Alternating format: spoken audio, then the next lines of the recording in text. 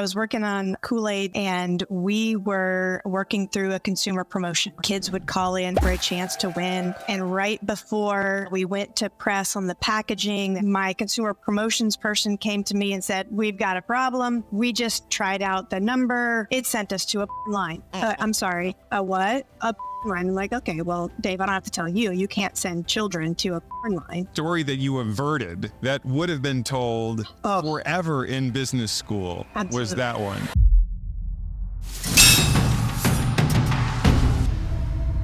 I think everyone who wants to lead or train should go through at least some hours of flight training. Completely. Because everything else we do in life, it's like, okay, well, learn this, do that. And now for some people, the stakes are very high. But, if you don't, what's the negative outcome? Well, right. You have to readjust it or this. Flight training is great because it's like, if you don't do this, you'll die. I mean, it's like the stakes are high. Correct. Pay attention. So that's great. But if you think about everything that's associated with business at the same time, not to interrupt you, Dave, but so when the entire time you're flying, so when I was a student pilot, you're always watching. It's like, take your eyes off the dials, take your eyes off of the Garmin or whatever, keep your eyes on the horizon and just fly the darn plane. But oh, by the way, as you're flying, you always have to be contingency planning. What if the engine stops? Where am I going? What is the clearing? What is, am I doing all of the right, kind of calls back to air traffic control, that sort of thing.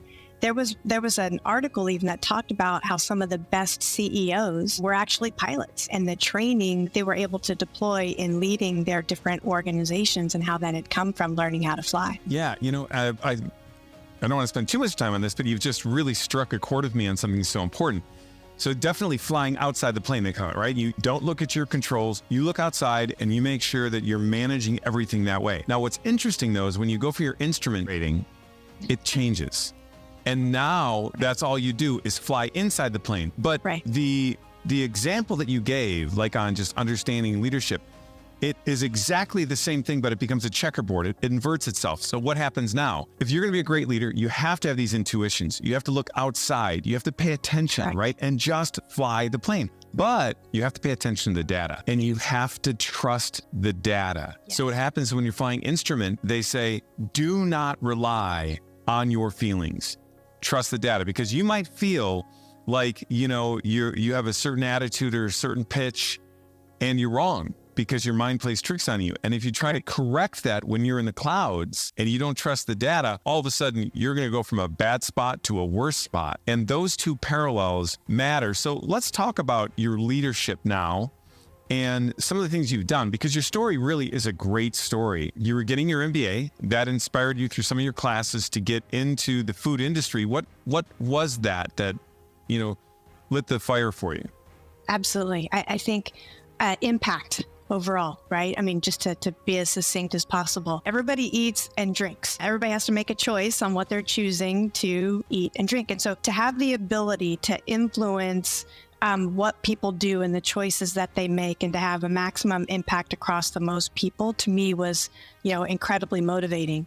And craft as a beginning for me at that point in time was heralded as a place where business people went to become leaders. And so to learn business, because marketing at Kraft, you were a general manager at that time. And so to learn the business, to have the impact, to be able to go into a grocery store and get immediate feedback. And what I mean by that is to watch people taking things off the shelf or not. That was just a tremendous opportunity for me that was, incredibly motivating. I think one of the things that the people who watch a program is knowing what the challenges are. What are the hard things?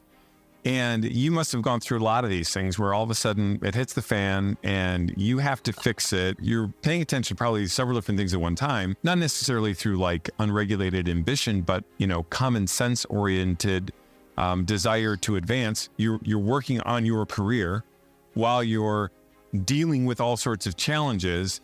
What are some that stand out? As long as you're pushing the envelope and as long as you are in a vibrant space, it's always going to hit the fan. And it's not a question of if, it's a matter of when. And it's hit the fan for me a number of times. What I do to address it is typically the same. But here's an example. So Kool-Aid. I was working on Kool-Aid, the ready-to-drink business. And we were working through a consumer promotion, right? Where kids would call in for a chance to win. And right before we went to press on the packaging that was going to be going through the manufacturing lines, literally a week or so later, my consumer promotions person came to me and said, we've got a problem. We just, on a whim, tried out the number. It sent us to a line. And I'm like, I'm sorry, a what? A line. I'm like, okay, well, Dave, I don't have to tell you, you can't send children to a porn line, right? The story that you averted that would have been told forever in business school was that one. And for every story that is told that went kind of disastrous, there is a story like this where you had to make a correction nobody ever knows about. But those are like the heroic moments in business that you just go home and you have to share with your family, but nobody else is really going to know. No. And you let out the biggest sigh of relief that nobody is going to know. And thank goodness for that, right? Hey there, Giant. Thanks for watching Durand On Demand. I need your help with something. The world desperately needs more giants. You know it, and I know it. We've been around a lot of people struggling, figuring out how to make things go. So hit that like button, hit that subscribe button, share this with as many people as you can. We're going to build this audience, and we're going to help people slay dragons together.